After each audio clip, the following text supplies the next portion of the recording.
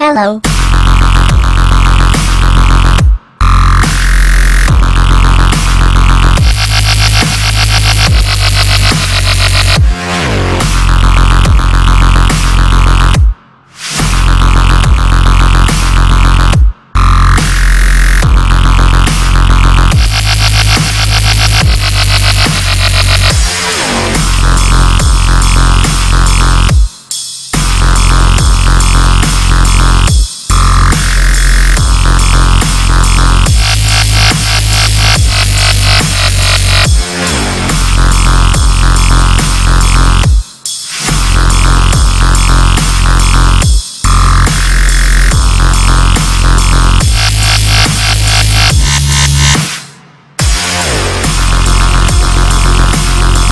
Hello.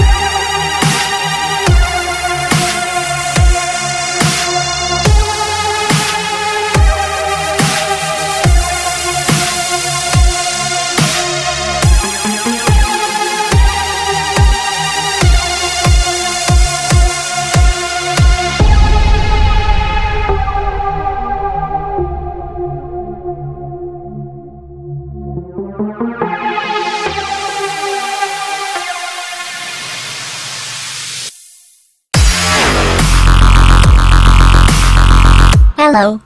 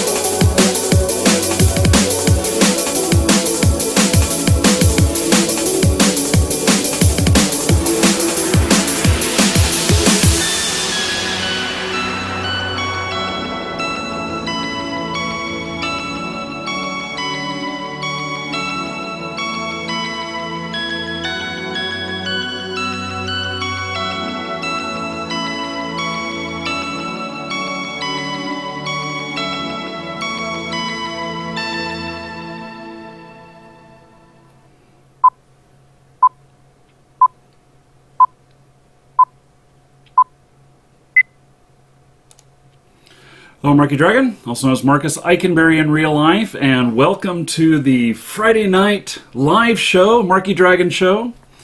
Now, I've got a special guest with me. It's Sly Jesse. Say hello, Sly.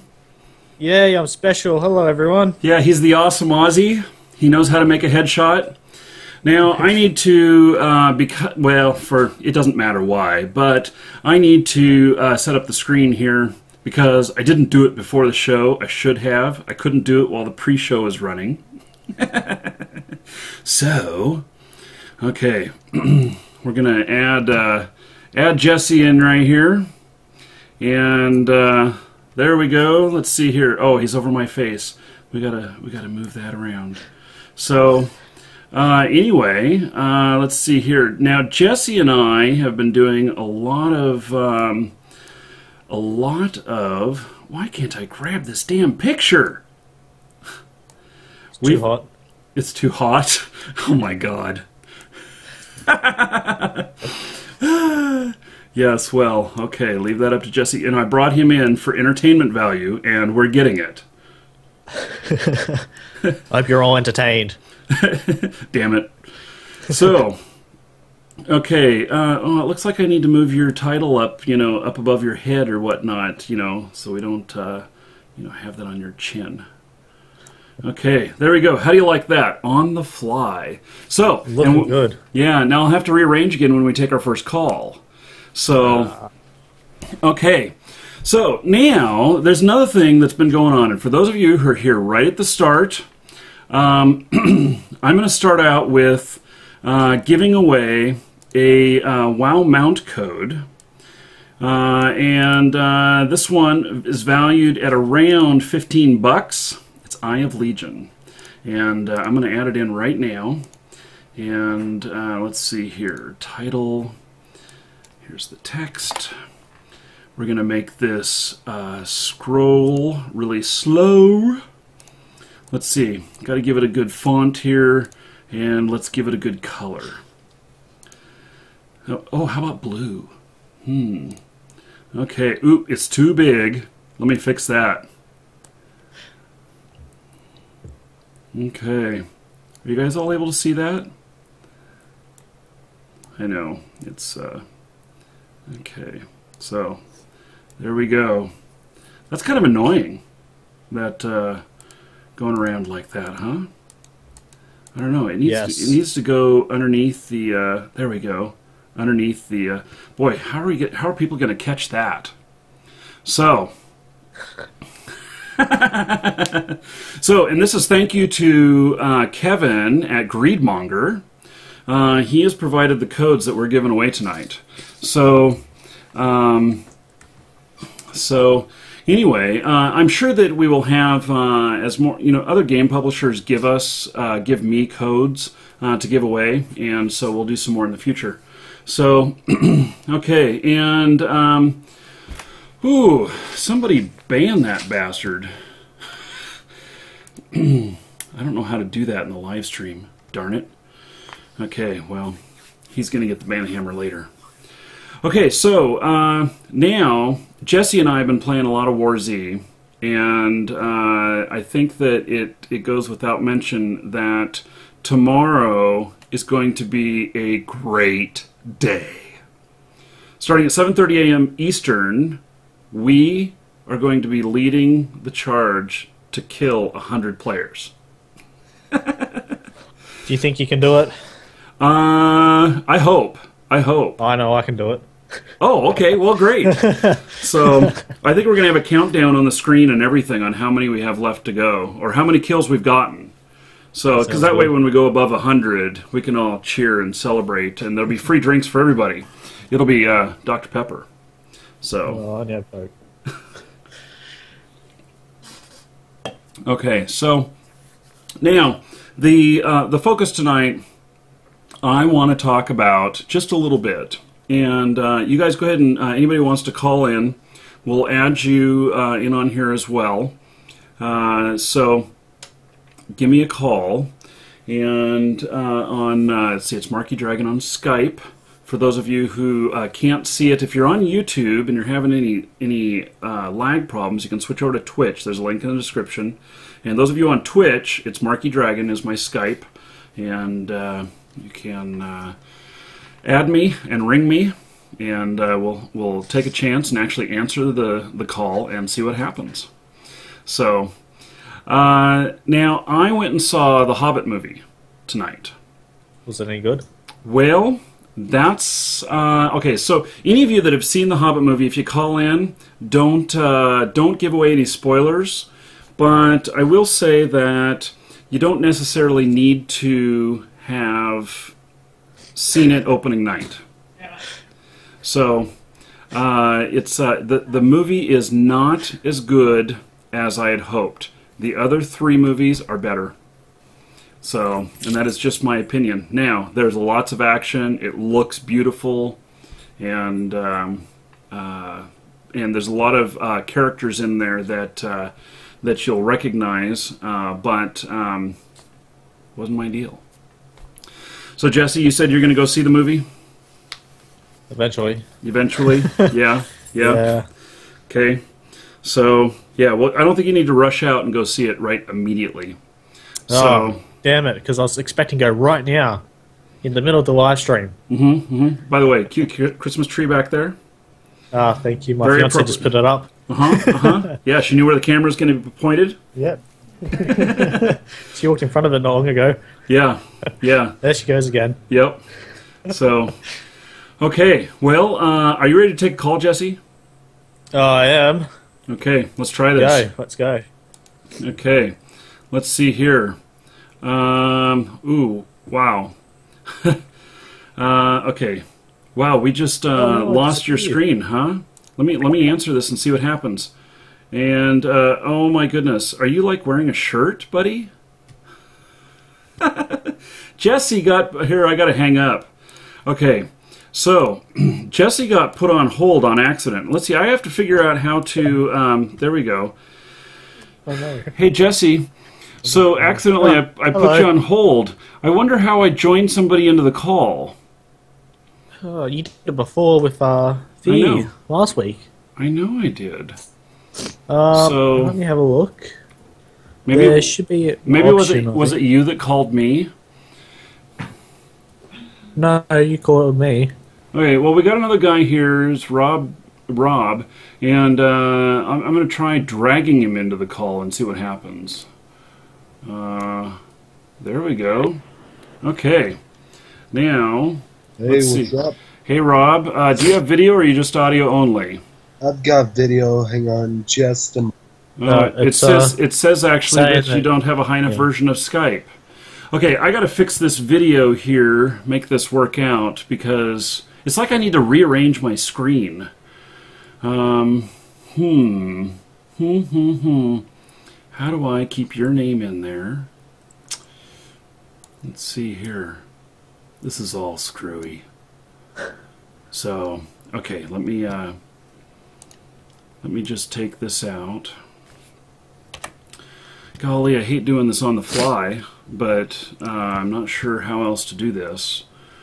You know, most people have all their callers in already, and obviously we are not all here already.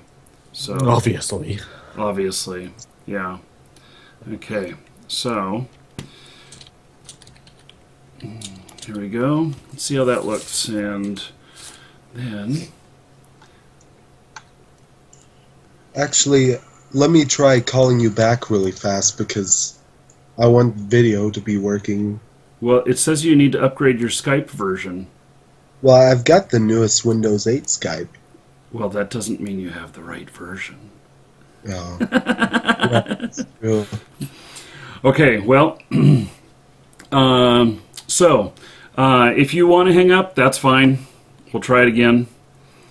Nah, I just wanted to ask you, we all love the War Z, everything. Everyone's been playing that lately.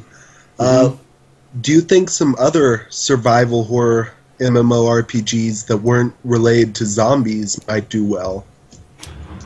Survival horror MMORPGs that aren't related to zombies. You mean like an apocalyptic thing? Yeah, somewhat like Fallen or Earth, or imagine, say, an MMORPG where you were in a city, as like a GTA size city, something like that. Well, there could be killers within the city, like slasher type people, like Jason or Jason Voorhees or Michael Myers or someone like that, and you could hide from them, but you wouldn't know who the killers were. So, I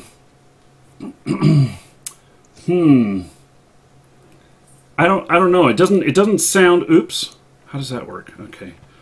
It doesn't sound too interesting.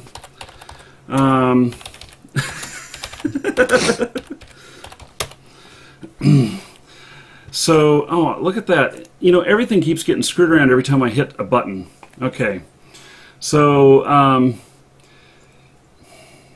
Rob, I'm not sure that, none of those have been successful. The War Z stuff is successful because zombies are very popular. But yeah, I'm not sure that these other apocalyptic stuff is really taken off. There's been several of them. Or maybe it's more popular in Europe. Hey, Jesse, you have a lot more stuff that is. Would you say your television and your media is a lot more British there? Where you're at? It's completely American. It really is? Yes, it is. Oh, Australia's becoming America. I see.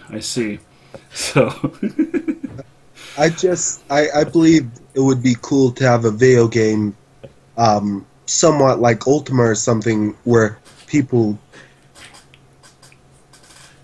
What do you want? Nothing.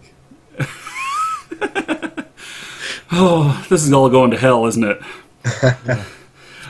So. Yeah, Rob, I don't know that that I just don't envision it, and so yeah, it and the zombie apocalypse stuff. Maybe it's so popular because it's zombie, and not because it's and not because of it being apocalyptic.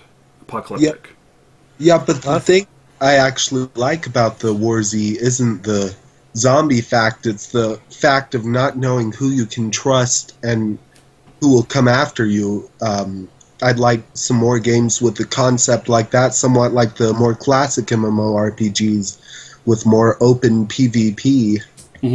Ultima Online was that way. You didn't know whether or not you could trust someone until they put in, Trammel and Felucia. And then you're only wary in part of the land. So yeah. Any thoughts there, Sly Jesse? Yeah, I know quite a lot of games that want to be like more open world, like PvP, but they don't really do it because there's lots of people who just don't like PvP, which is unfortunate because I love it. It's a niche. Yeah, it's you got those small companies which put it out, and then sometimes most of the time they change their mind about it because half the people or more than half the people want actual, just so they have to worry about these things. What I like about the War Z is mostly the survival and then danger. So you need to survive from everyone else, and like you said, there's other players around which could kill you at any time, and there's that danger. Yeah, it's always that danger, it seems. So. Well, Rob, thank you for the call, and not sure you got the answer you wanted, but maybe some other callers can call in with their ideas of this type of game, what would be popular, and take it from there. So, all right. Take care. Thank you very much for having me on the show. I enjoy watching you very much and everything. No problem. Take care. You too. I like that guy. Okay, so. Oh, look at that. It leaves him there, even after... I wonder if he fades away eventually. So then I'll get a big face of me. Yeah. Jesse, do you think that there's any other type of apocalyptic game out there that is even successful? Now you're the guest again. It just pops over. Man, this just sucks. That's all right. I'll be the guest until someone else calls in. How about that? Oh, okay. Okay. Yeah, there we go. Actually, what I'm going to do is I'm just going to delete the whole guest title there, and we will just announce them as the guest. So, and DayZ's kind of successful. Yeah, I think it was more aiming to the point of like survival, well, not survival games, but like those danger games that aren't post-apocalyptic. Oh, I can't say the name of it. I'm not even going to try now. It's post-apocalyptic. Yes. Yes. Supercalifragilisticexpialidocious. Exactly. That's what I was thinking. Yeah. Well, it's those games that are about the anti-disestablishmentarianism that... I know I just went over everybody's head. It's the second longest word in the world. So... what's the first? Supercalifragilisticexpialidocious. Oh, well, what's the second? Anti-disestablishmentarianism. Oh, okay. Oh, that one. Okay, so feel free to call in and everything. So now another thing, and Santiago, you can give up trying to call. I'm not going to answer any calls from shirtless 10-year-olds.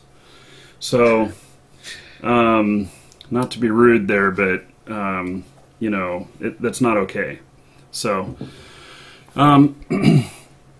let's see here now. I'm just trying to think here.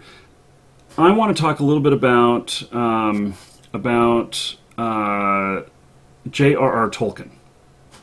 Now, I went and saw the Hobbit movie tonight, and I enjoyed, being there with the movie and everything, watching it. It wasn't as impressive as I wanted it to be, but what I really want to talk about is how Tolkien's stuff has the things that he created are that you see them in all kinds of games. So like the runic language that we see in Lord of the Rings, and then we also saw it in Ultima Online, and I've seen it in many other fantasy MMOs. That was developed by Tolkien. Then there's things like orcs, elves, trolls, all of these other things, which I'm not sure they invented all of them, but that's where they became popular in our culture, is through his books. So I can't imagine, when were these written? Does anybody know when the Tolkien books were written? Was that in like the 50s or so? 40s? I'm not really sure. Maybe it was even before that. And I can't imagine, going to like one of the Lord of the Rings movies and actually, what did people think about that back then? I don't know. Anyway. So, Jesse, are you excited for tomorrow? Tomorrow I'm excited, yes. 8 hours of the War Z, killing 100 people. I hope that's what you're talking about. Yeah. So, 1937 was The Hobbit, and Lord of the Rings was 1957. Thank you, Generation Video Gamer in the chat room.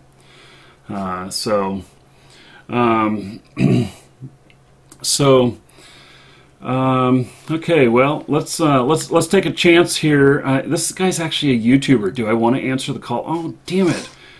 How do I do this without screwing everything up? Hey, there we go. Hey, Amanda. Hello. Something. Yeah. I know this guy. Oh my goodness. Merry Christmas. Are you in the Christmas spirit? I am, in fact. Yeah, in fact, now it's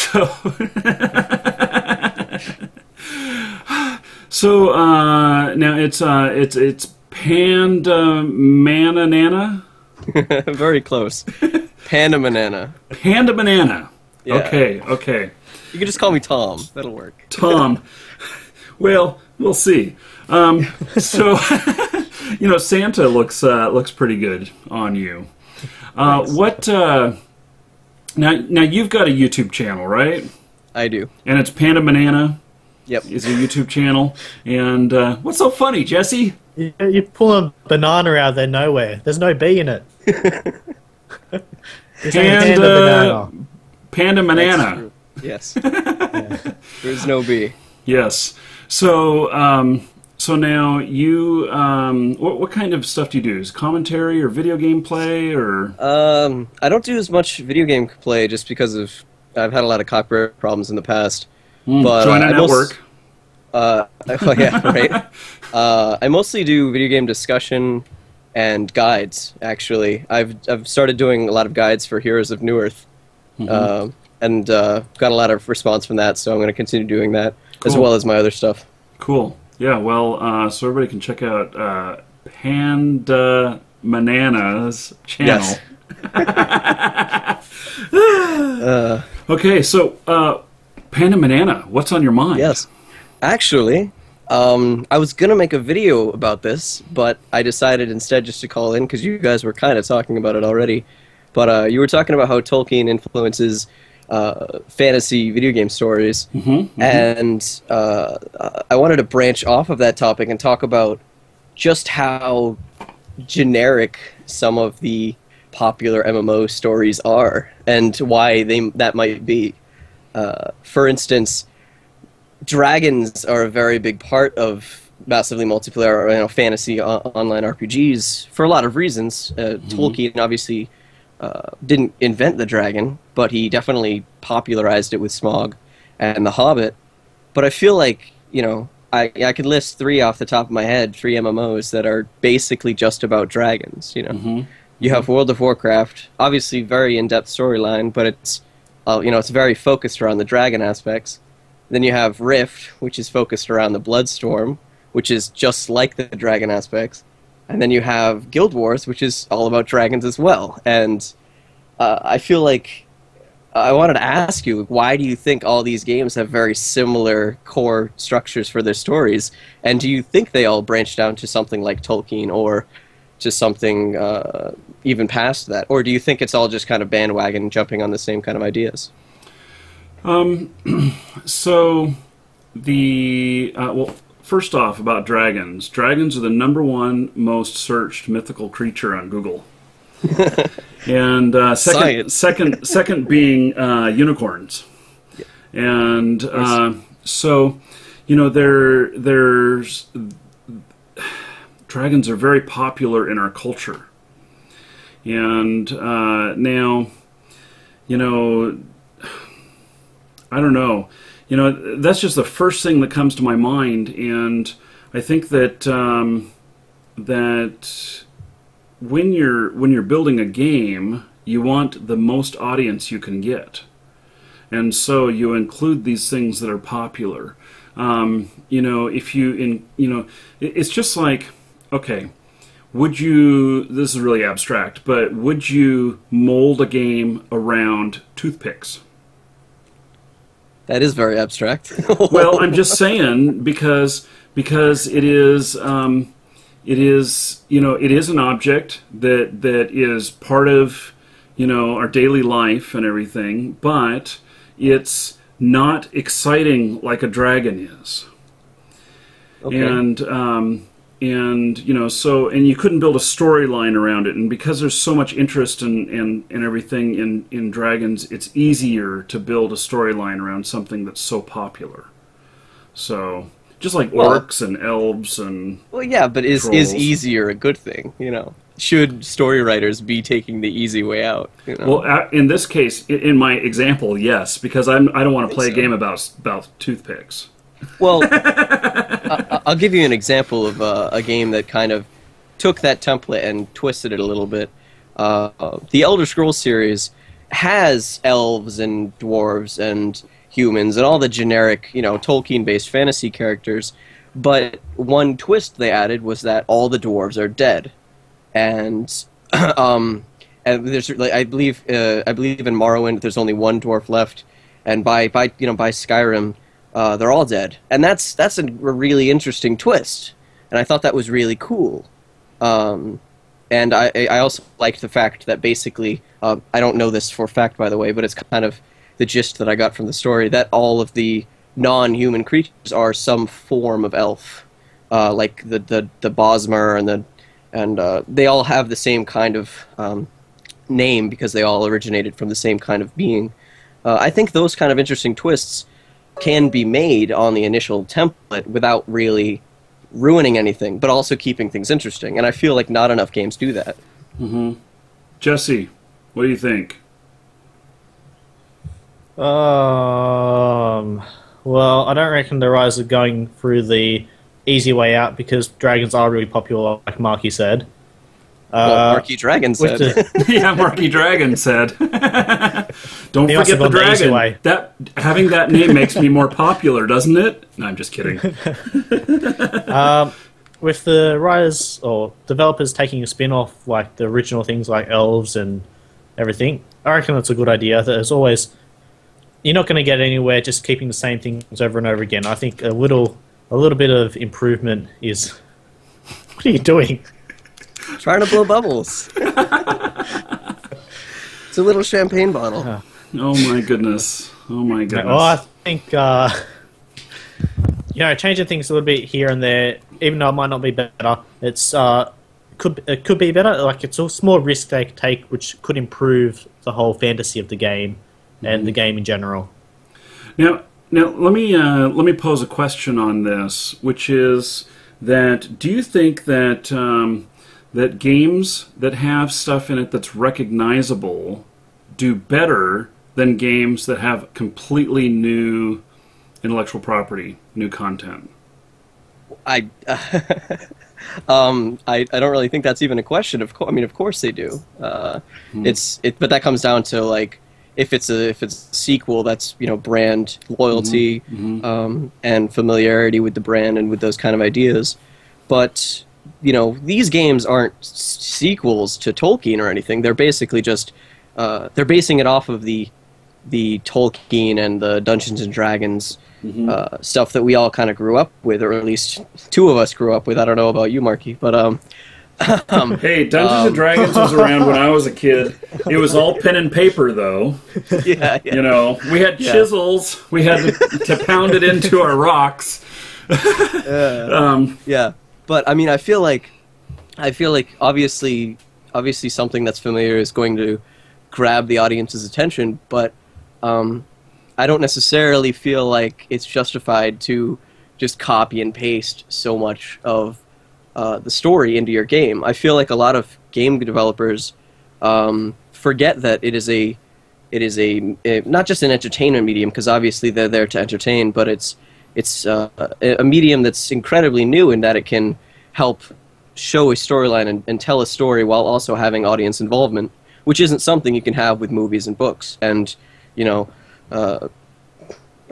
radio shows. Well, I feel like they should take that better into account when making their games and make game stories more interesting. Not to relate it with dragons and mythical creatures, but I think sometimes they should, have a new idea. Like, in Portal, you had your heart companion, was it? It was the box with the heart on it. I can't remember the name. Companion cube. Yeah, that's it, companion cube. I haven't played Portal in ages. Come on, Jess. That thing blew up, and all it is a cube with a heart on it. So sometimes these small things which you add into the games can actually turn out to be a really huge thing, even though you only saw the companion cube like 2 or 3 times. Yeah, and well, that's an entirely new intellectual property. I mean, obviously, Portal was influenced by other science fiction, but it's a fairly unique idea. So that's a good example of a new intellectual property really skyrocketing into the popular culture. Because, come on, after Portal was released, we pretty much all heard The Cake is a Lie 1,000 times over. So. Yes, we did. Okay, well, Panda Mana? Yes. Panda Banana.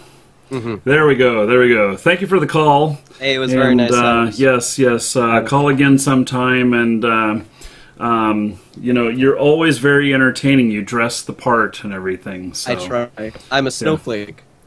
Oh, I've got a Christmas tree in the background for you over Yeah, there. yeah. You know, oh, I saw this. Okay, so since we're talking about Christmas, and you guys will both appreciate this, I don't have a picture of it with me handy, but I saw a picture of a guy with his mohawk turned into a straight spike, just one single spike, and he turned it green and had ornaments hanging off of it. That's great. Yeah, I thought it was pretty cool. So I wish I had the hair to do that, but yeah, me too. right. So Well, okay. yeah. Thanks for having me on, guys. I appreciate it. Yep, take care. Okay, so oh my, Jesse, we get some crazy people on the show. So, and I'm not just talking about you. Okay, so You're always thinking I was special. lines are open to call in again, and I am going to put up another code here. I don't know what this code equals. I know it's for another mount, and but yeah, I don't know what it equals here. And let me see here. I shall put it in here, and boom, there we go. It's a new one. So, yeah, the and this mount code again, thanks to Kevin from Monger, and so now with your job, Jesse, you said that they wouldn't allow you to have blue hair. That's right. Yeah, but No, what they're if, not going to let green hair either. you know, you could put Christmas ornaments in his earrings or whatever. You don't think they'd go for that? You could come in dressed as a Christmas tree? No. So this will be my first Christmas where it's like above 70 degrees. And Oh, no. now where you live, we're in your summer now, right? Yes, we are. Yeah. It's December. Yeah. And so, yeah, you know, south of the equator, it's different. I remember I was in Australia in January one year, and I was surprised at how flippin' hot it was. I was used to, when I lived in Oregon, that, you know, it'd be freezing temperatures every other night and stuff, and not more than maybe the 50s during the day. So it was kind of a shock. Always hot in Australia. How do you guys celebrate Christmas without snow? With sun You sun? and Christmas trees. So do you go out to the beach and have a Christmas picnic? Yeah, some people do. Barbies. Or barbecues, if you don't know what a barbie is. We get it. I'm not sure about the slang outside of Australia. Well, I know that Barbie, you know, with Barbies, you know, with women with really small waists, Yeah, that's what I was blonde thinking. I hair. was like, people are going to think we're going out to the beach with like these dolls. Yeah. So We throw some shrimp on the barbie, or prawns as they are actually called in Australia, not shrimp. well, now we have both shrimp and prawns here. They're We two don't have different. They're two different types. Shrimp are much smaller than prawns. There's same thing here. Really? Prawn. Yeah. They're all a prawn. Well, what do you call a lobster? Because a shrimp and a prawn are Lobster. just a small lobster.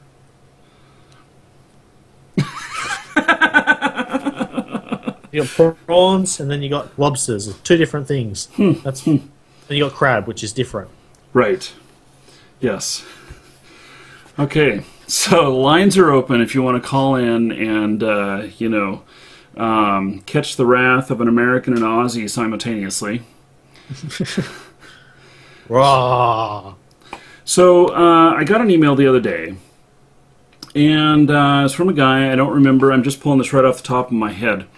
It was from a guy, and I apologize. I don't remember his name. He said that he was trading in Diablo, and he had this item that was worth about 250 million gold, which I think is a lot of gold in the game.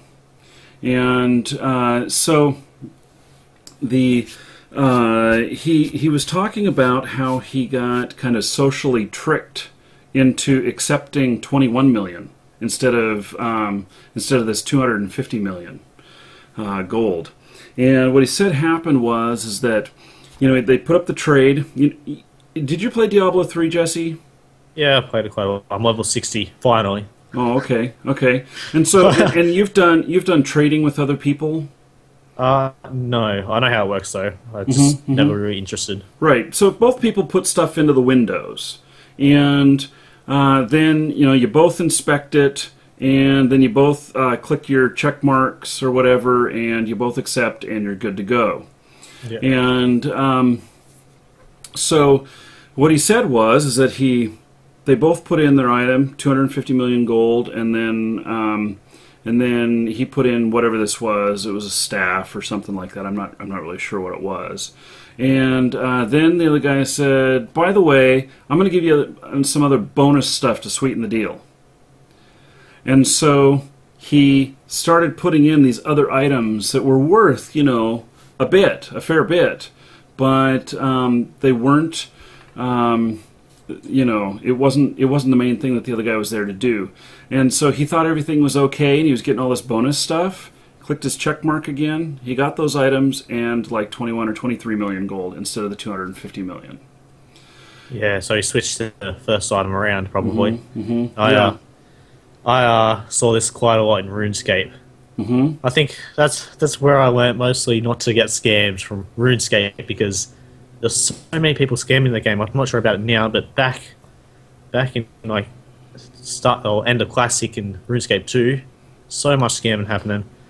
Yeah, it really sucks. You really need to like watch out for these things. I mean, if you don't know about them, it's kind of hard to realize that it's actually happening.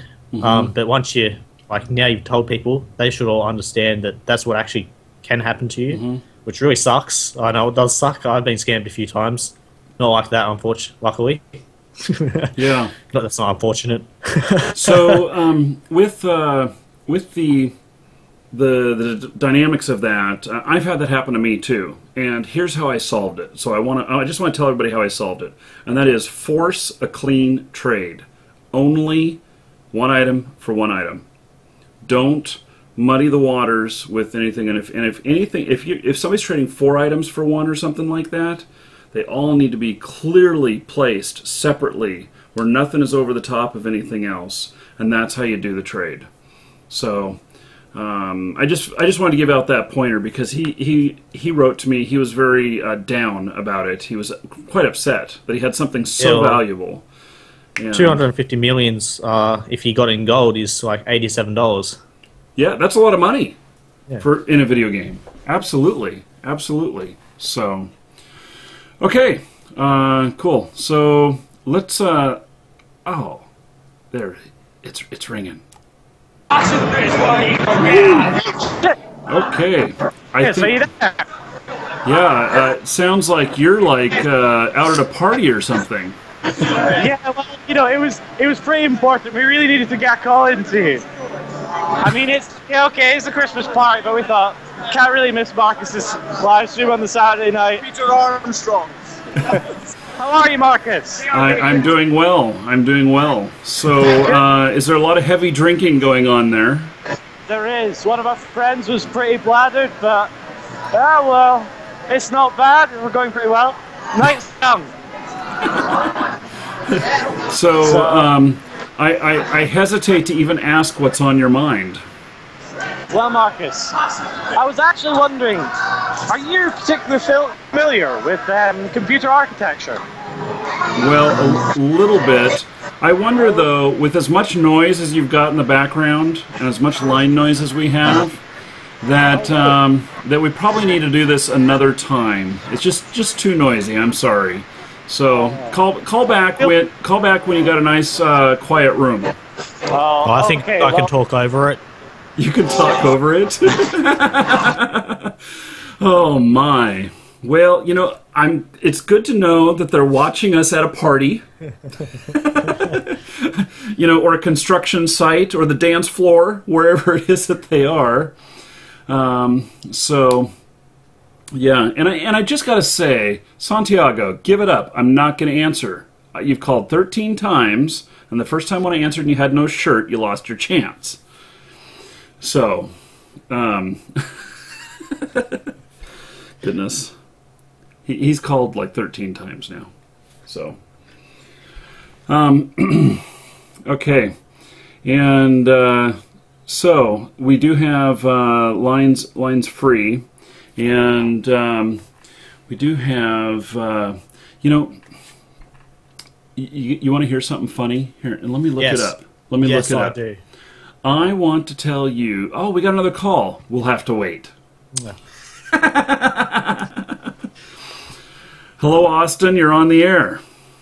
What's up? Hey, dude. Have you got video or are you just audio only? Just audio. That's a pretty killer image you've got there. Thank you. Yeah. So, Austin, what's on your mind? I was wondering what your opinion was on, like, for example, like World of Warcraft. They charge money to like transfer from like server or like faction or whatever. Mm-hmm. Mm-hmm. And in other games like Rift, that's actually free. I was wondering what you thought about that. Well, I think that it's one of the ways for them to make money. I think that it is also it can be a very complex thing. And because at least in older games, I don't know about newer games, but in older games, each item had its own ID and it was unique to that server. But the ID numbers may have been just given out in order or whatever. And so if you were to take that whole account with all of its items or whatever and port it over to another account, all of those have to be given new ID numbers, and you have to make sure that all happens correctly. I'm pretty sure that in World of Warcraft they don't actually let you transfer your items. It's just no, not your items. I mean, like, just like, say like my friends are on another server, and I would like to like transfer over there to play with them. Mm-hmm, mm-hmm. And like right now, I want to go play with friends that I have, like that I just met in real life that play WoW, but they're on like a different faction and server. Mm-hmm. But in order for me to go over there and transfer all the gold that I have, which is like 250,000, I'd have to buy like a guild transfer because they cap the gold. Like, you can only bring over 50,000 gold, so I'd have to pay like $70 for one character to bring it over if I wanted to play with my friends. Okay, so the cap on the gold is to keep gold farmers from moving large amounts of currency. And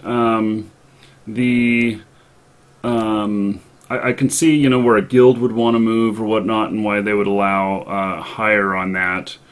And what does it cost to transfer a character if you didn't have to go the guild route? I believe, like, for your faction, it's 25, and I think server, 30.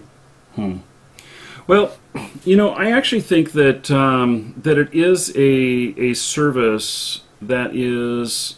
it requires customer support. It requires a human to actually look things over and to proof it and to make sure that everything goes okay. I can tell you that when I have some experience with this, there's another area that was very, very tough to do. And I actually worked at Nike for a while. And I worked in the IT at Nike, and I did their Y2K conversions, Millennium stuff. But when someone would get married and change their name, we would have to change their name across all these accounts, and it's similar to doing a move. And when you would change their name, what would happen is all kinds of stuff would get messed up that was not intended. You know, there's just so many things that are attached to your character and everything that you don't want wiped.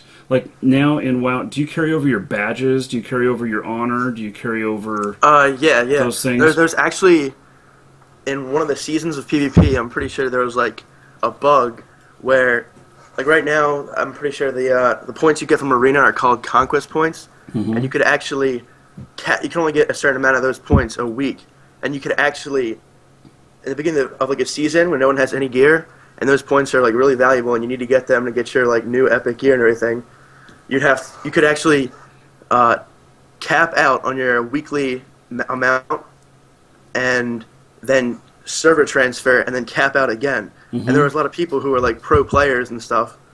I don't want to name any names to be particular, but I know a few people who did this, and they transferred like from server to server to server, and they got like almost gear capped in Cataclysm, the expansion before this one. Right. Well, that's just part of what I'm talking about how there's unintended things that happen with server moves, and so and it requires humans to moderate these things. So I don't have any problem whatsoever with them charging for it.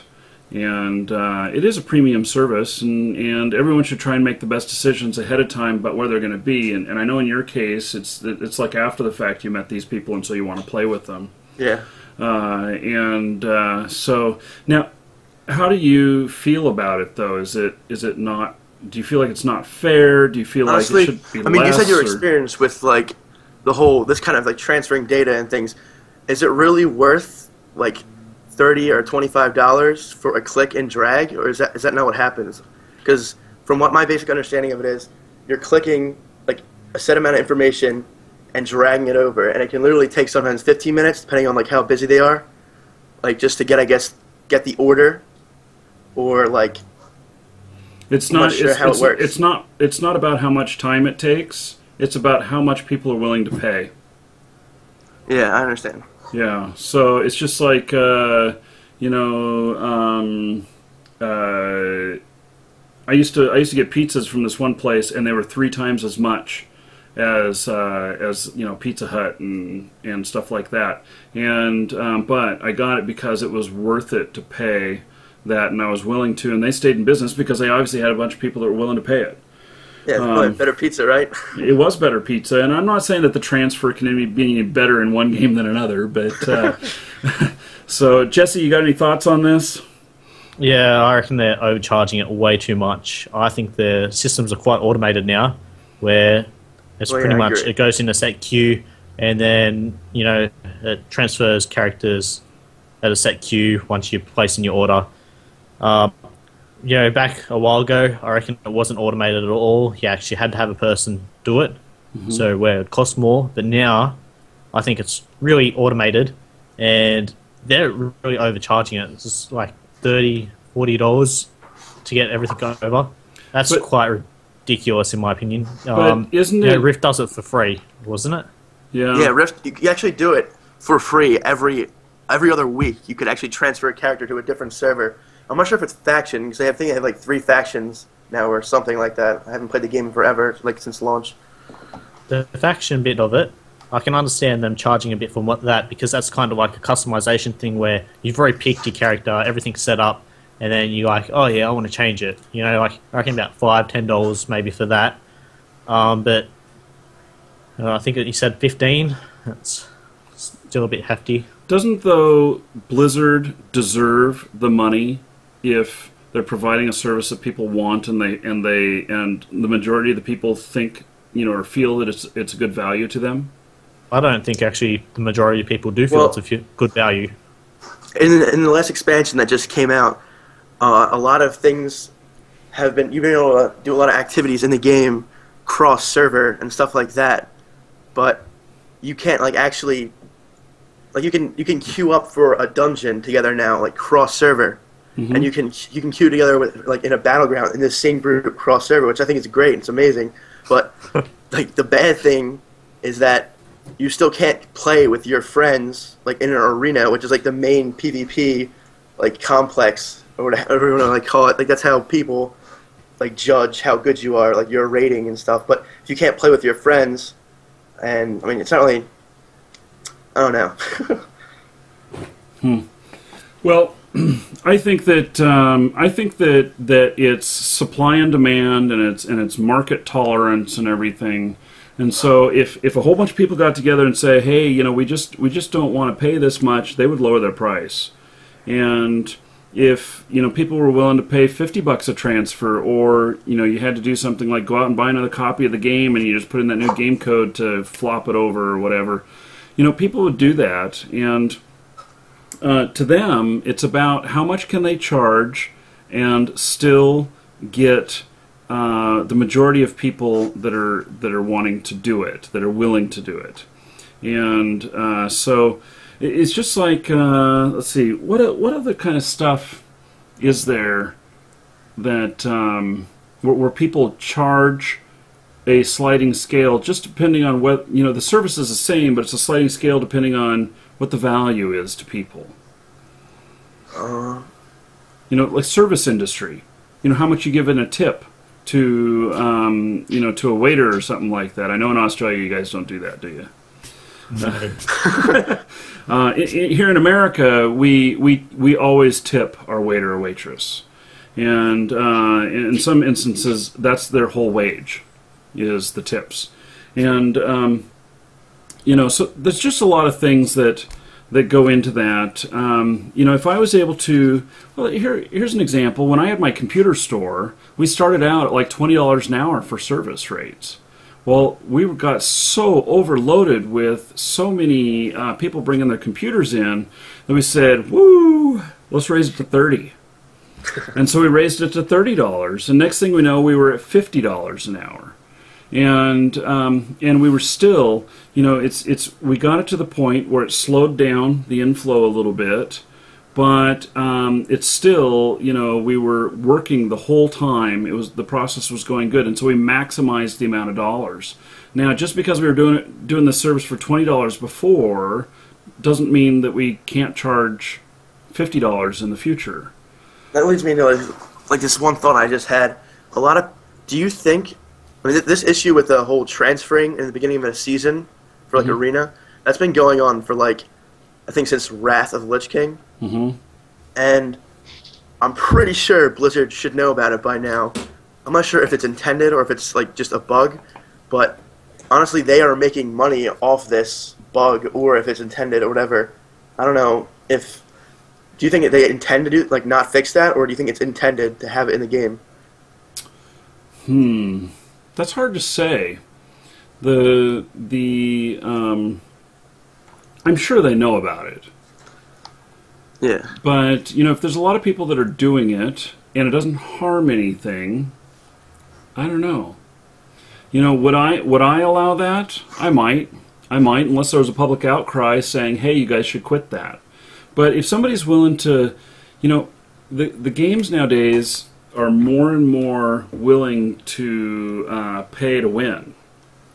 Yeah. And that's exactly what that is it allows them to pay to you know, gear up better.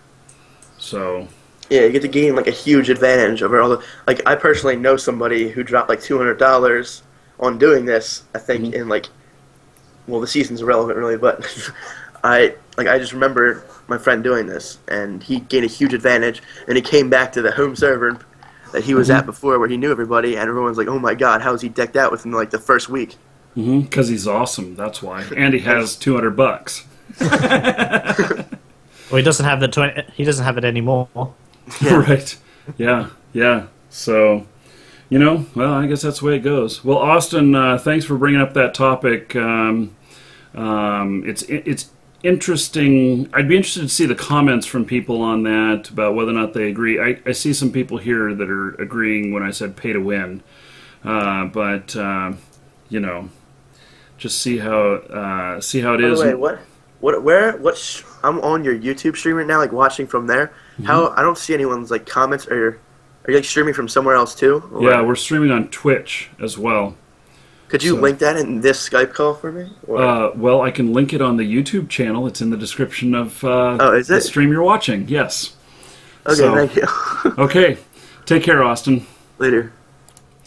Okay, so Jesse, would you, if you had money to burn, would you pay to accelerate your gear up in a situation like that? Yes. Yeah. Yes, I would. I would but I don't too. have the money. I don't have the money either, but I would pay. I would pay. So, yeah. Definitely, Okay. I'd pay to win or pay to get an advantage over people. But unfortunately, I don't have the money, and I have to earn it. Right. I know. I don't really have a problem. Damn real life getting in the way. I know. I don't really have a problem with people actually paying to get an advantage, as long as it's not really to instantly beat everyone. Right. Like, I reckon, so in the War Z, they got the attachments that you can buy. You know, I reckon that's alright. They don't have the weapons that you can buy, where if they had the weapons and spawned in, even though it would be a complete waste of money in my opinion, because you die and you lose it. But if they had the weapons in there, I think it would be kind of unfair because, you know, if they had like the top tier sniper rifles, top rifles, if they had them in there, it'd be kind of unfair to everyone else if they were just buying them over and over again, especially if people charging back after they do it.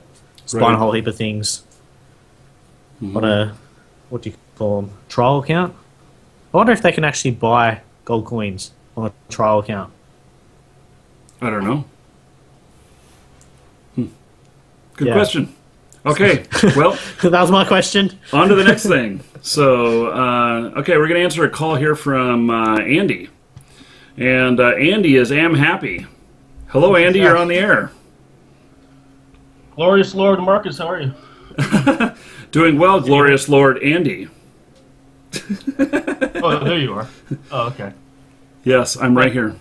Hey, how's it going, man? Good, good.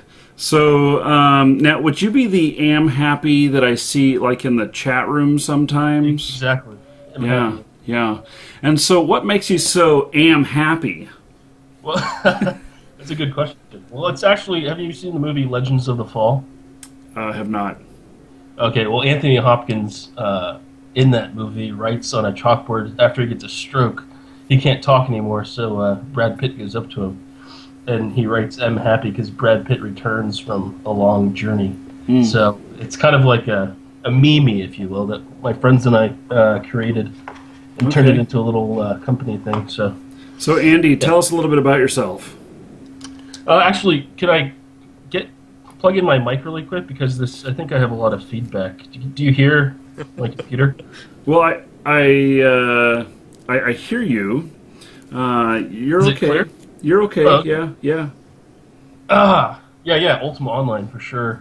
That's how I found out about you online, and I think it was when you had that old setup. I think you did a Q&A with this guy in your room where you're showing your old website that you used to do trading on. Yeah, that was with Ramirez. Yeah. And ever since then, just have been following you, and yeah, I just can't wait. Yeah, I guess Lord British is supposed to come out with, the new, as you said, the Ultimate RPG. Is that the name of it, or is it just called Ultimate? It's Ultimate RPG. I can't wait for that to happen because if it's anything like Ultima Online, it won't be. It won't be. I don't know. Maybe you're just trying to keep it on the DL. It's going to be probably something awesome. But, no. What's that? What's this Ultimate RPG? Am I like behind the times? Yeah, Ultimate RPG is Richard Garriott's next role-playing game, and Richard Garriott's one who made Ultima Online. Started the massive multiplayer role-playing game. The first to market, most definitely. And the problem, though, is that that he's got this ambition to support not only PC, but tablets and cell phones and everything all at the same time, which means, to me, the game is going to look like crap. Yeah, I think it's going to kind of...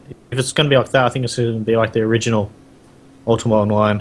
Well, I would love to have the original Ultima Online on a tablet. I mean, that would be the bomb. Yeah, but I don't think that that's going to happen. He doesn't own the IP to any of that stuff anymore, and he's just kind of going in a different direction. And I'm watching to see what he's going to do.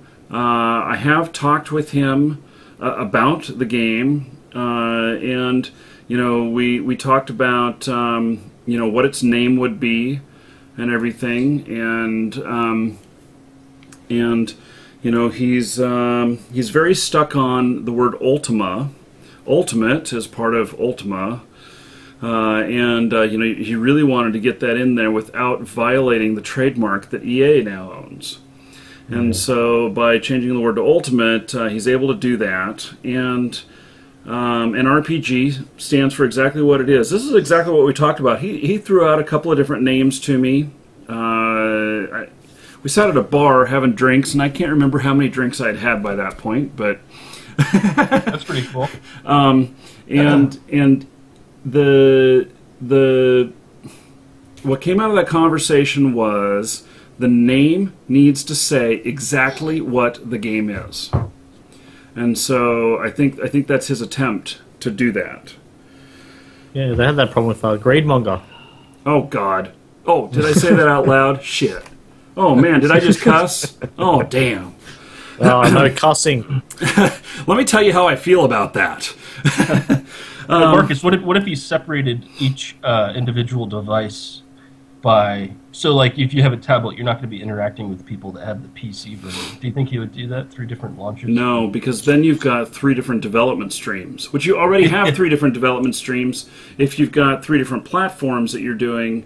But you may be able to, with, like, Unity, bring them all together. Okay. And because Unity will do PC, it'll do web-based through HTML5, it'll do cell phones, it'll do iOS, and it'll do Android. And so let's do that then. Well, but Unity has limitations. In fact, Greedmonger is built on Unity 3D. And there are some other ones. Let's see, what's that race game that I did a video about that has Rob Zombie in it and stuff?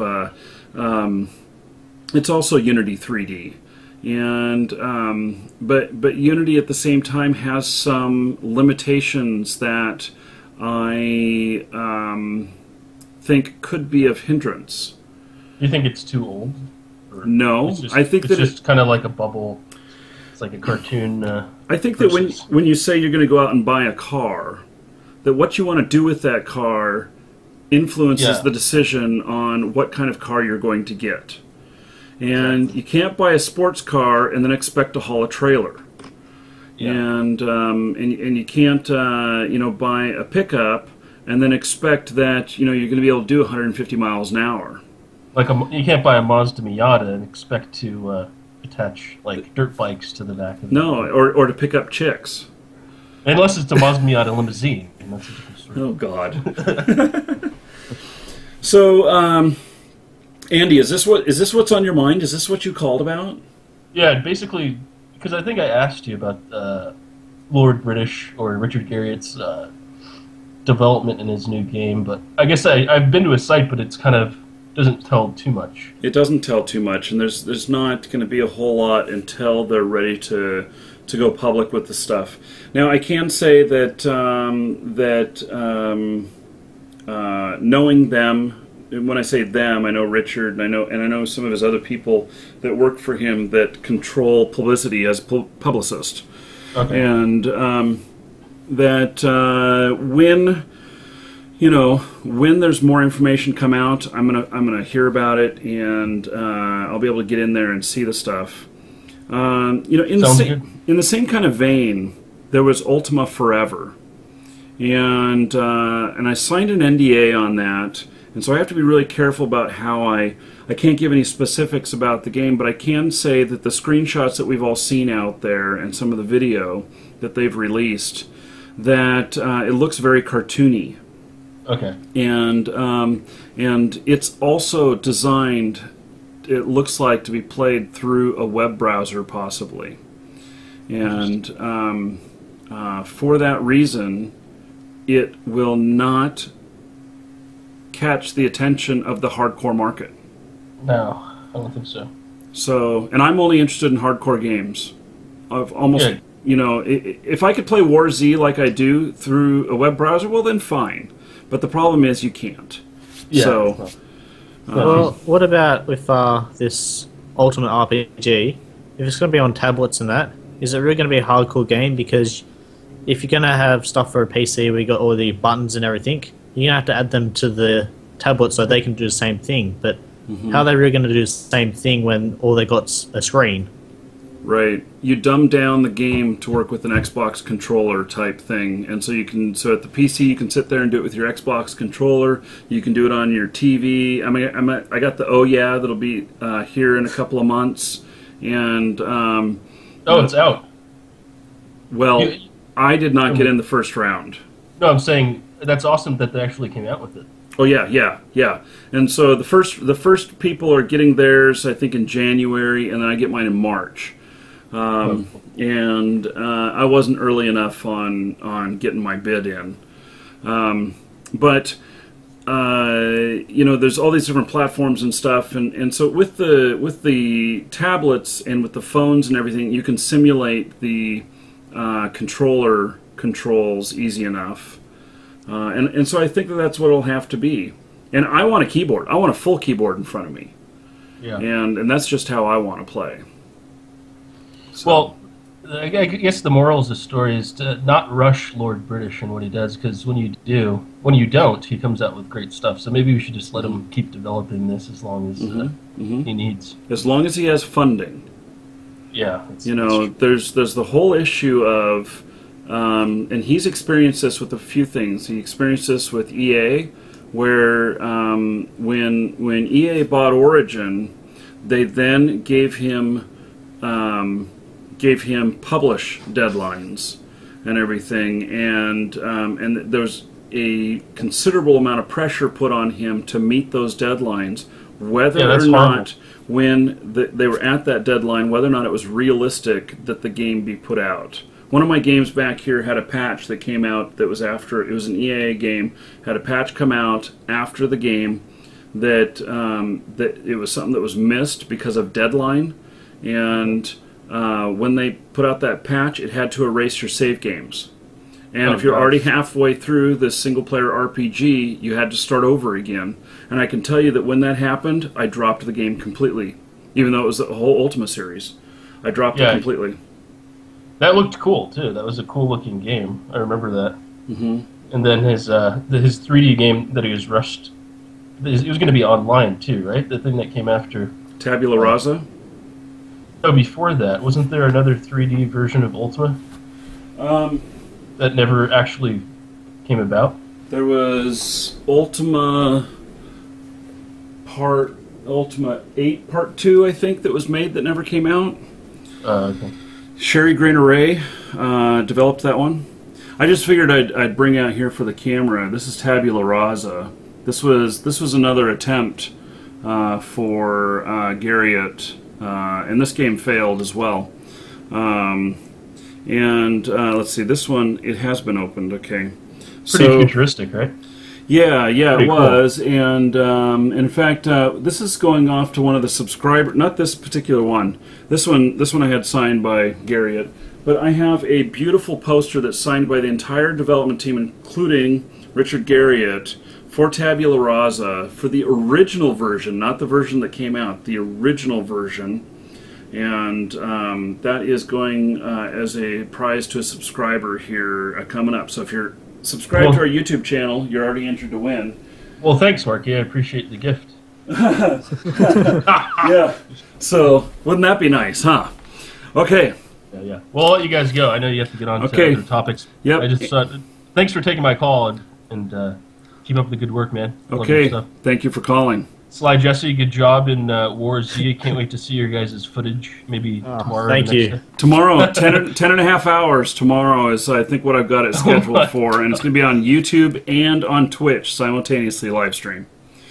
Yeah, guys. Give the newbies hell. I'll have to say. Yeah. Well, actually, we're not going to give them hell. We're going to give them bullets. Or clubs. We're going to take them to the club, the spiked club. All right, guys, take it easy. Take care. Okay, so, yeah, Jesse, I'm really... It's nice today. Well, do you want a bastard caller? I can find one for you. No, I'm right, thank you. So, okay. Well, let's... are you ready for another call here? I am. Okay. Not a bastard one. Hello, Andrew. You are on the air. Hello. Hey, Andrew. You sound a little bit younger than your picture there. Yes. Is that a picture of you? It's my father's account. Well, not my... Oh, okay. Well, I not speak very good English, but... Well, yeah. That's okay.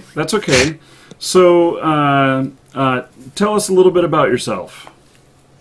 Okay, I'm 14 years old, and I play very much World of Warcraft, and I I was one day at YouTube and I saw your channel, and I like it, and I subscribed, and that's why I'm here now. Cool. So, what's on your mind? I was going to ask you if you like the Pandaren and the Monk class of World of Warcraft, Mists of Pandaria. Let me defer to Sly Jesse. Have you played World of Warcraft, the latest expansion? No, I actually quit after Wrath of the Witch King because I couldn't get my hands on a limited edition for Cataclysm. Yeah, I was like, I can't get that. I'm not playing anymore. I only played through Burning Crusade. Ah. Yeah. So, unfortunately, this question's kind of bombing, isn't it?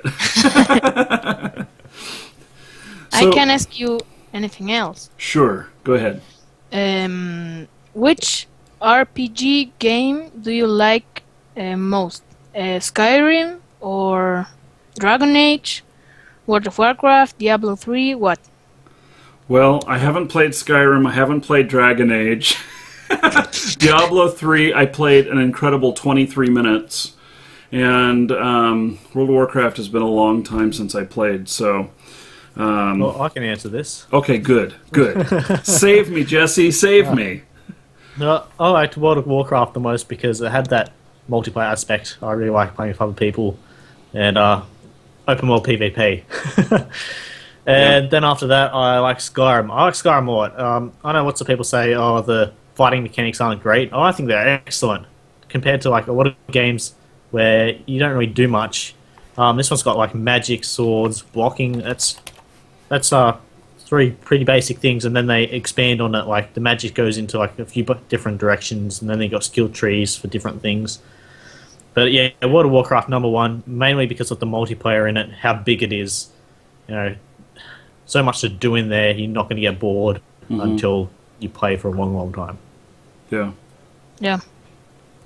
Okay. Yeah. Well, thank you very much for your call. Wait, before you get out, I wanna show you something. Uh-oh. I gotta be ready to hang up. without shirt. Da, da, da, da, da, da, da. And you just got hung up on. He switched to his dad's account so that he could get through. Oh my. Yeah, he said it before before the video came on. Yeah. So And he gave us a little song. How nice. Yeah. Okay, well let's bring in another one of our young fans. This here is Divine You. And we played with him. Yeah, Divine You, welcome to the show. Dude, turn on your mic. Oh, thanks. Ah, there you are. There you are. Yeah. So, Divine You, I want to ask you a couple of questions here before you get to whatever's on your mind. Now, so people who have not seen you in the live stream of our War Z stuff, tell us a little bit about yourself.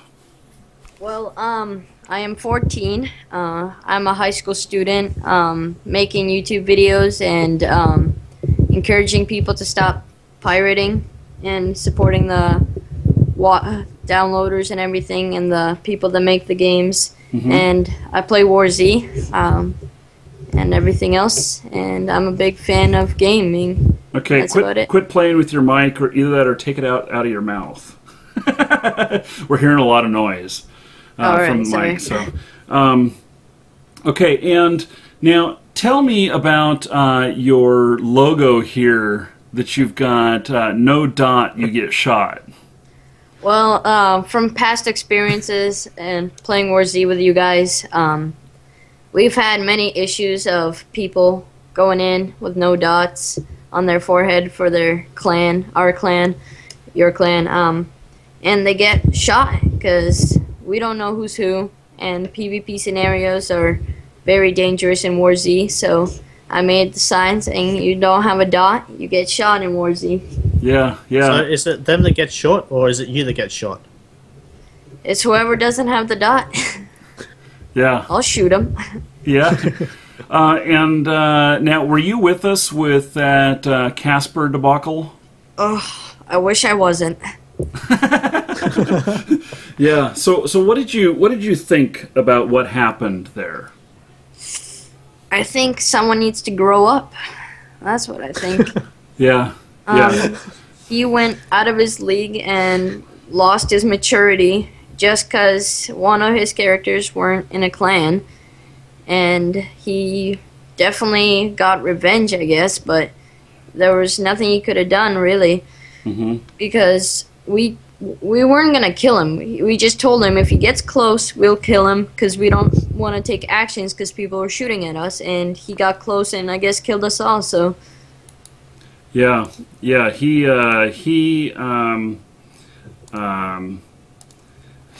was, oh, let's see. Well, first of all, I don't think that he was that old as what he said he was. Yeah, so, he was definitely younger than he said he was. Yeah, and so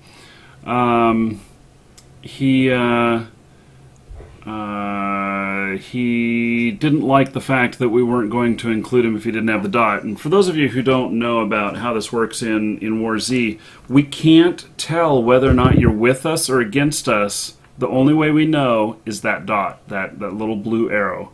And so that's why we're so anal about that. And I'll be very anal about that tomorrow. So when we're going. So Divine You, what is on your mind? Well, if you haven't noticed, War Z just got an update. And they added a new aiming system to it. Oh, really? Yes, now there's a little kind of a Skyrim aiming system, like a little crosshair on your screen. And really? I think that was a very bad decision, really. It really annoying. It's really bugging. It's right in the middle of the screen, and I guess and it glitched out the first-person view also. So it's kind of a new feature that was that published today? Yeah, that was a new update for today. Okay, well, I guess we're going to get into that tomorrow. Yeah. So, okay, well, that'll be interesting to see. So, Divine, are you going to join us in some killing action tomorrow? Of course, of course. Okay. Never miss out. Okay, so yeah, we have a goal tomorrow of 100 player kills, and I'll put something up on the screen that shows how many we've gotten. Awesome. So, and do you know our official meeting location? I sent it out in the message to everybody. Yeah, okay. So, yeah. Okay. Go ahead, Jesse. I think I've got an idea. We'll let Markee kill 100 people, and we'll watch how he struggles to shoot people and how much he doesn't want to shoot them. Oh, come on! I don't think you'll get over one. No, I will get over one. I will get over one. I'll be telling you guys, don't shoot. Let me go get him. Let me go get him. So I did have a couple of good kills today. Awesome. So yeah, we'll have to have you get the first kill. Yeah, we'll see. We'll see. So, okay, Divine You, I look forward to seeing you. Oh, was that your question? Huh. Goodness. Yeah. Yeah. Okay. Okay. All right. So we will see you tomorrow. I look forward to playing with you. Okay. Yep. Okay, we've talked about, I caught a lot of heat about maturity, about, bringing immature players in with the clan and everything, but I decided, whether or not it's a good method or not, but I decided what I'm going to do is I'm going to let everybody in once, but then I will boot them as soon as they're dorks. And Divine You, he's a little bit young, but he hasn't been dumb. Maybe a little uneducated at times, but he's not done dumb stuff, and so I think he's probably overall a good addition to the clan. So you're going to tell me a joke? No, You weren't? No. Oh, fine. It wasn't a joke. So Oh, it was gonna be a stat, and I don't remember exactly which stat it was. Let me now change the WoW mount code, and so got another one here, And so that's a new code there for those of you watching in the live stream. Now, should we should we answer the call from Blacklister or Chesto the Magnificent Pesto? The first one. Blacklister? Okay. Yeah. I'm sorry, Chesto, but Chesto doesn't really want me. Hello, Mr. Blacklister. You are on the air. Hello, Marcus. How are you? Good, good. Hey, and we got video. All right. That is a very nice couch back there. It looks very comfortable and cool. It is. Sadly, for movie night, that is not one of my seats. Ugh. I sit over there, and it's not a very comfortable chair, but it's right next to the TV, so it's almost just as good. Yeah, yeah. So, Blacklister, tell us a little bit about yourself. I am a YouTuber. I put up movies for League of Legends, usually. Just kind of little funny things, issues. There's like funny stuff that goes on. I play, EVE Online, play World of Tanks, play World of Warplanes. I'm in the beta for that. Mm-hmm.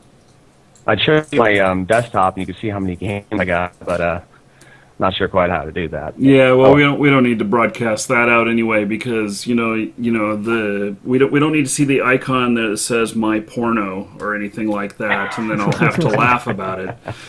Just kidding. No, I keep those under like 5 subfolders. No one sees those. Right. Those hidden folders, and it's listed hidden folder. Like, do not touch. So, do you have a lot of subscribers on your channel? How are you doing on that? No, got 3 or something. I got about 2.5. 2.5. Okay. Yeah, 2.5. The half is my friend who subscribed and unsubscribed. Oh yeah. And resubscribed. Or a Hobbit. Or a Hobbit. Yeah. Yeah.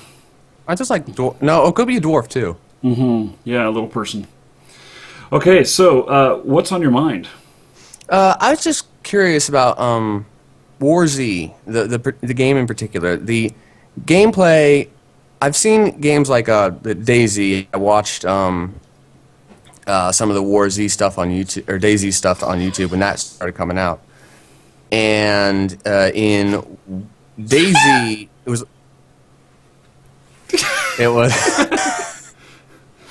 I don't know what that noise was, but anyway, continue on. Oh, thank you. In DayZ, it was a lot bigger. The map was almost infinite in size, and I'm sorry. That's my fiance sneezing. Okay. The gameplay was kind of, unless you had like a very populated server, it was kind of very sparse and like dispersed. And in War Z, I've noticed that it's a smaller map. It's a single map. It doesn't change. It's static, but it's smaller, and so you get more people in a consolidated area. So you get more of the sandbox that War Z is turning out to be. And my concern is that War Z, the gameplay will just be stagnant after a while. I mean, it's a lot like League of Legends that if you don't keep updating it with new characters, new items, new masteries, new whatever, then it just gets boring. I mean, without new champions, League of Legends would have died 2 years ago. War Z, what I'm interested in, what they're going to do is how are they going to make the game interesting as it goes through the first year and people say, okay, yeah, I've done that. I've, scavenged for stuff. I've shot people. I've been shot. I've made a fortress. I lost a fortress. That's all there is to do. And how are they going to keep the game interesting after its first season? Well, that is a very good question. I suspect the Sly Jesse is going to have some comments on this as well. But in my opinion, you hit the nail right on the head. They have to keep adding content, and they will have other maps that are released, and so you'll be able to choose the map you want to play on.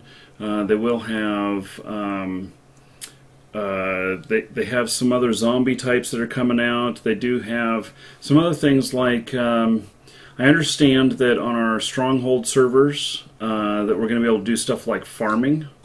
and everything, grow our own food or something I'm like not that? sure about that now. Oh, are they changing that now?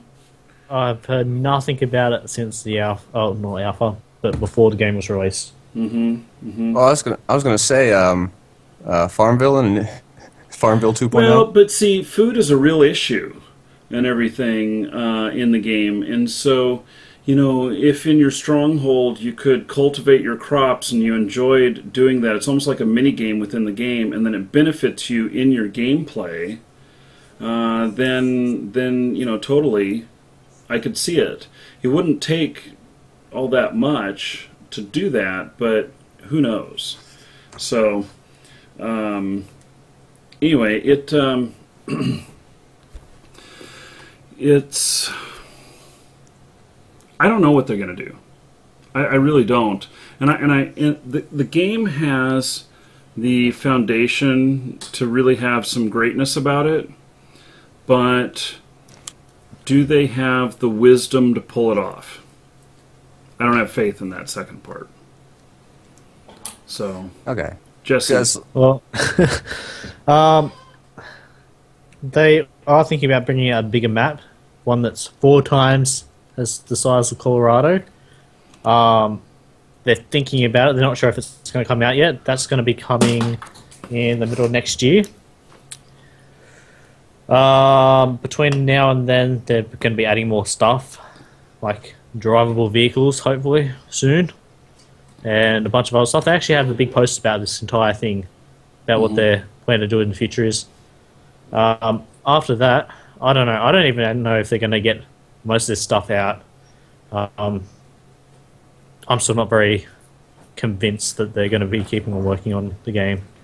Because see, the problem, if they don't add new content, it does become stagnant. And this is what I tend to do. I haven't bought War Z yet. I want to. I want to buy War Z. I wanted to get DayZ, but I didn't have the money at the time. And now War Z came out. I'm thinking, maybe I should save my money.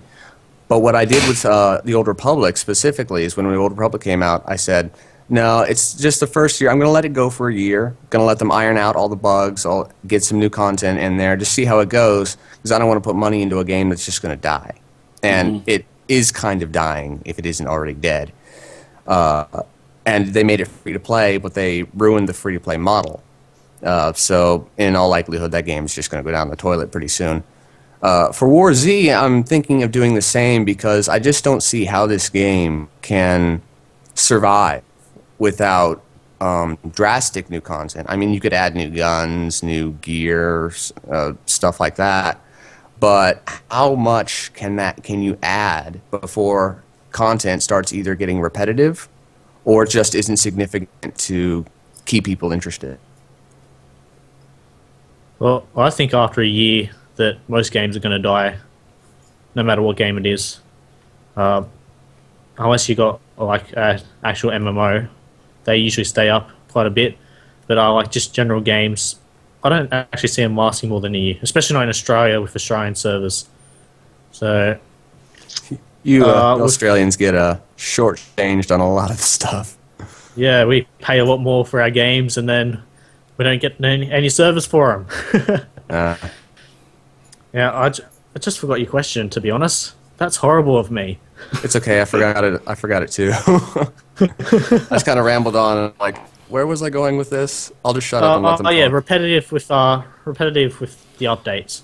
So yes, I think if they do get everything out, I don't think they're going to be adding much more into it. You know, they say they're going to be adding more maps, but they're going to drastically lose players over the year. Because it's new, it's got lots of excitement, lots of players. Over time, it's just going to die down, and we've got the DayZ standalone coming sometime. That's going to make a lot of people in War Z leave War Z because they just come from DayZ, they love DayZ, they just want DayZ. No, fair enough, they like DayZ.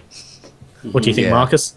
Well, I think that their key to longevity is to pit the players against each other and to have players organize and to have activities that are geared around how players interact with the environment and each other to create the content. And so I think that if they can pull that together, Like, what if we could add some, I don't know, to where there's, projects that the players work on together to create for the benefit of the storyline and everything. So like sandbox emergent storyline, like kind of like what EVE Online does. Like some of the battles that were in EVE Online ended up in the Templar 1 novel. Some or the lore of that battle. Aren't you able to in EVE Online now? They're able to build space stations. That's been in EVE for a long time. You've been able to build space stations and put them in any particular zero security space solar system that you want. And in EVE, the high-sec stuff is more, just scripted. Just you do the same thing over and over again. You either mine, you do missions, or whatever. Low security space is piracy, so there's some of that player interaction where you can either ruin somebody's day or have a very good day yourself. And then nullsec is all the large player organizations, politics. You shape the map of 0-0 based on these alliances that you have that have nothing to do with game mechanics. It's just like, okay, I want to be friends with you. The game doesn't actually have a thing that says, okay, hit friend. It's just, you got to trust me to be your friend. And that's what I like about War Z is that these people that you meet in the game are, it's my dog, hang on. My dog walks across the linoleum floor and it's just like, would you shut up? In War Z, you see these people and it's just like, that guy could be a friend or he could be an enemy. He could have no stuff or he could have a lot of stuff. Do I kill him? Do I befriend him? What do I do? And I like that. I like that because that's almost real life because it's just like, that guy, I don't know if I could be his friend or not. Let's go talk to him, find out how he is, and then after a while you build bonds and you have friends, family, whatever. And in EVE Online and War Z and DayZ even, you get that kind of environment, and I like that environment. In War Z, we don't even give them a chance to say that they're a friend or not. Or they say, I'm friendly, don't shoot me. And we're like, we're friendly too, come on over. Bam, bam, bam. It's so horrible. You grief for you. It's so horrible. It's not me, it's the people that I'm running with. You need to understand that if they get a weapon behind us, and then they catch up to us, they're just going to shoot us anyway. Or they could. I keep worrying that Jesse's going to do that. Guy, which I'm not going to let them be. I thought you were supposed to be the mature people. We are, as long as you have a dot. The dot is important. Yeah, no dot, you get shot. So maybe that's what I'll name one of these episodes. No dot, they got shot. Yeah. So. Well, Blacklister, thank you very much for your call. What is your YouTube channel? Triokugan. Yeah, don't even try spelling it. Triokugan. Okay, so people can go check it out. Thanks for your call. Thank you. Okay, so I was just thinking. What? It'd be good to have deal with it glasses in the War Z. So you can shoot someone and put on your glasses and be like, deal with it. Talk to the hand. Just deal with it. Okay. Let's take another call or two. Excuse me. Hello, Kyle. You're on the air. Hey, how's it going? Good. So, Kyle, tell us a little bit about yourself. Well, I'm 20 years old. I've been a long-time gamer. My dad introduced me to gaming when I was about 6, when I used to watch him play UO, which I assume you are very well known for, and other games. I'm very heavy into the MMO scene itself. I started back when Dark Age of Camelot came out, and that still today is one of my favorite MMOs that ever came out, just because of the PvP aspects it had to it. But my question is, you've seen there's been a lot of MMOs that have come out recently, like Rift. There's been Rift. There's been a lot of them are Dark Age, the Old Republic, sorry, and some other ones. I guess my main question is what they've all fallen to WoW pretty much, and a lot of the hype has been, can these games defeat WoW or not? My question is, what do you think a game needs to bring to the table in order to defeat a big, huge power giant in the MMO gaming as WoW was, or it still is, actually? What do you think that we need to bring to the table to defeat God? Yeah, that's basically what I'm asking, because we beta tested WoW when it came out, and that broke like mindsets of what an MMO was. And now, like, I don't understand what would have to happen in order for that to happen again. Well, you know, they can't keep going forever. They have to keep reinventing themselves. And so I can tell you that, like with my companies, I've been online since '97 doing business. And with in internet businesses, it's like every 11 months or so compares to the 7-year cycle of a brick and mortar business. And so it's so much greater accelerated.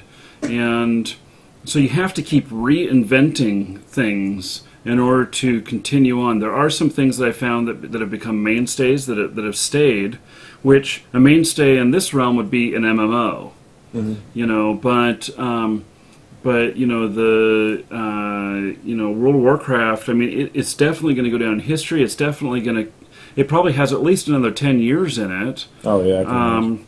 But you know, will it ever gain its same popularity that it had before? You know, I think that they need to come out with World of Warcraft 2 and up their game again. But I don't know how they can do that. I don't have the vision on that. Well, they did. I know they did announce something, or it was leaked about a new game coming out in a year or two called Titan, which I'm very interested about because it's their own new game that Blizzard itself is coming out.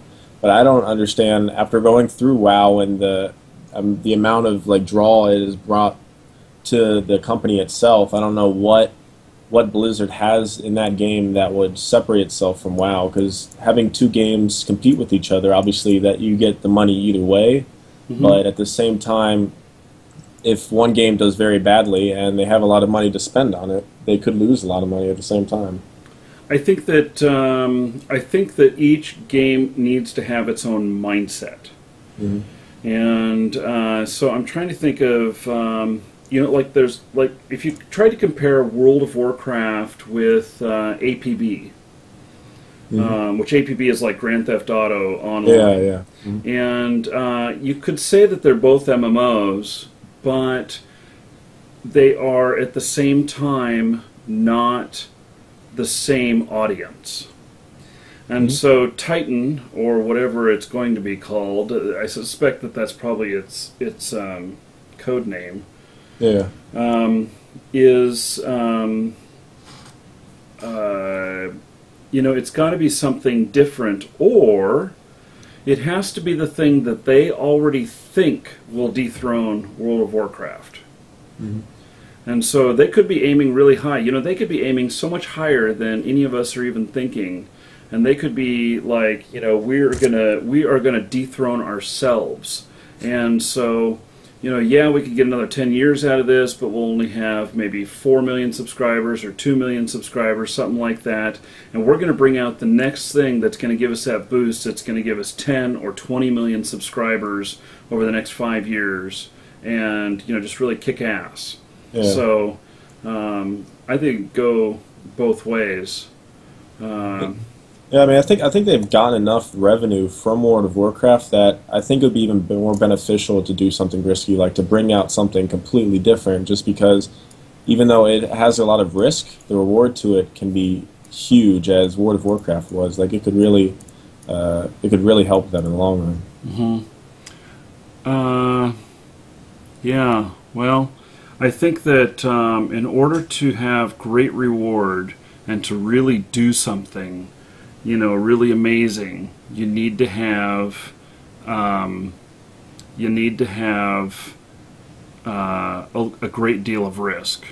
And I would really, really enjoy that, in fact, if Blizzard was willing to take that kind of chance. They spent an incredible amount of money on developing World of Warcraft and everything. And I'd love to hear that they spent a couple $100 million on Titan to make it the most awesome game in the world. And you know, so maybe they can wow us again. No pun intended. So, yeah, Jesse, what do you think? Well, I'm going to go back to the start of the conversation. I think to kill World of Warcraft, we need like something to come out that's a revolution to gaming in the MMO scene, like a complete revolution. I reckon when World of Warcraft came out, it was like this huge step into the future that we didn't really see before, and that's why everyone grabbed onto it, and it's been the big thing because no one's really, you know, we've gone advanced a little bit to where people have got, you know, no task bars or task bars, but they actually aim where they're going to shoot and everything, or slash, and I reckon we need like this huge, big next step to come out, and I don't really see it coming at all anytime soon. You know, 10 years maybe. I'm not too sure. I still reckon World of Warcraft's still going to be big then, because they're still going to bring out more expansions. Hopefully, they're always going to be improving the game. Like World of Warcraft, the original, compared to it is now, it's almost like a completely different game, just with the same like base of it. Like you got your characters. Foundation. Yeah, definitely. Yeah.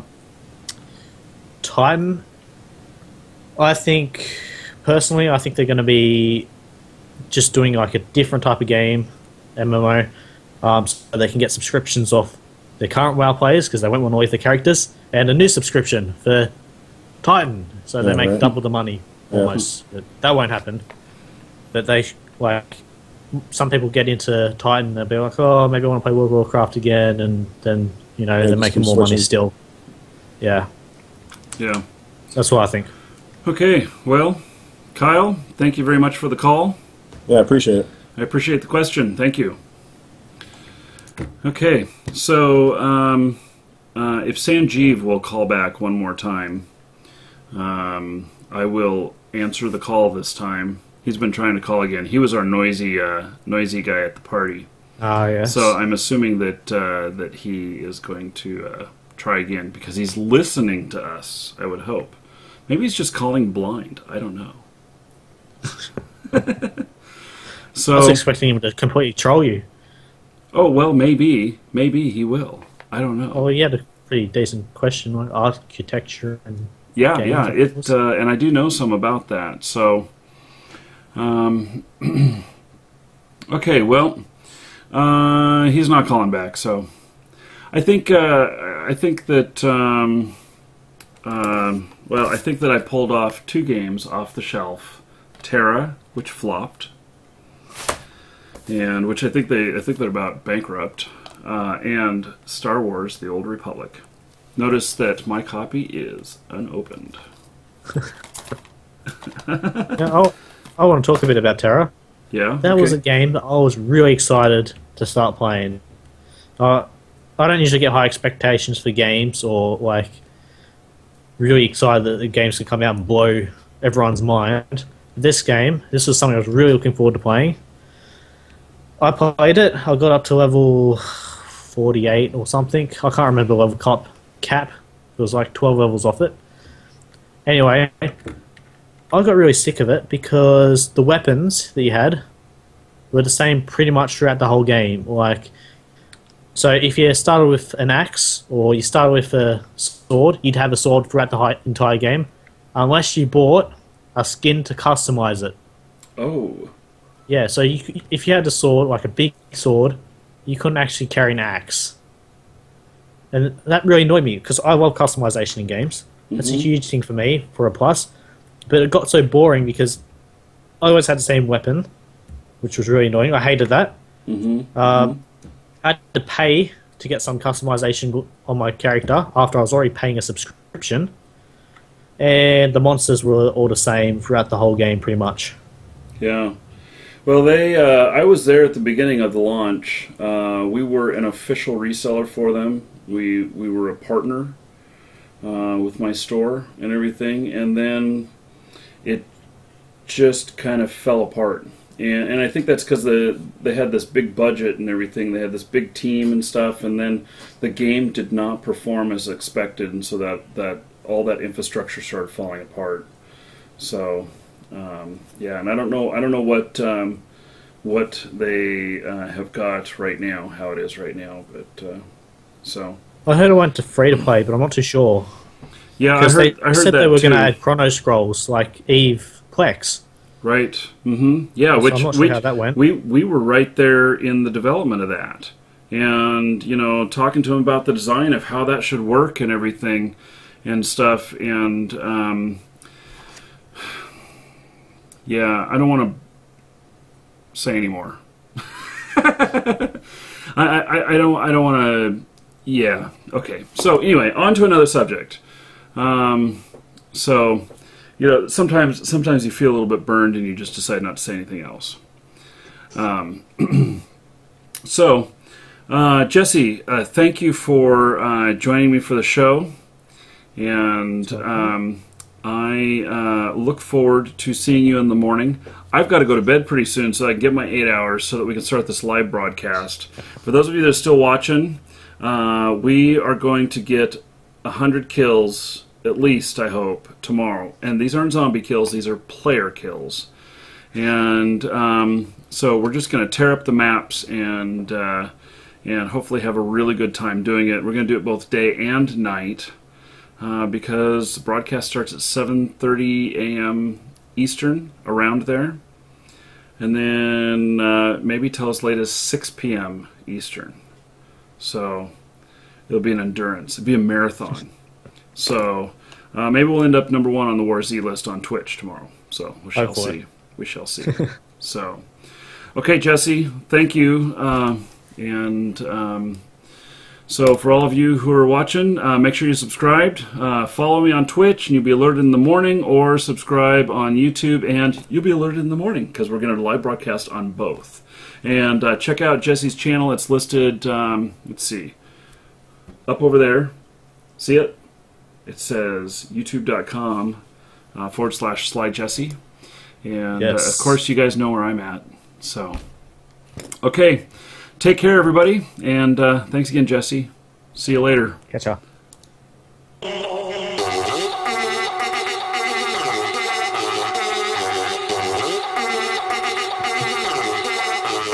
You like that, don't you?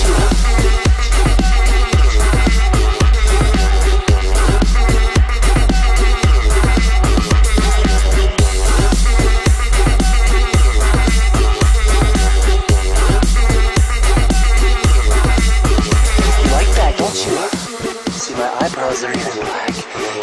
Have my aunt put it on. Makeup. Yeah, it's not really dyed. The eyebrows aren't. Yeah, like these. I was listening to dubstep before a lot of you were wearing diapers, alright? Which means before you were born!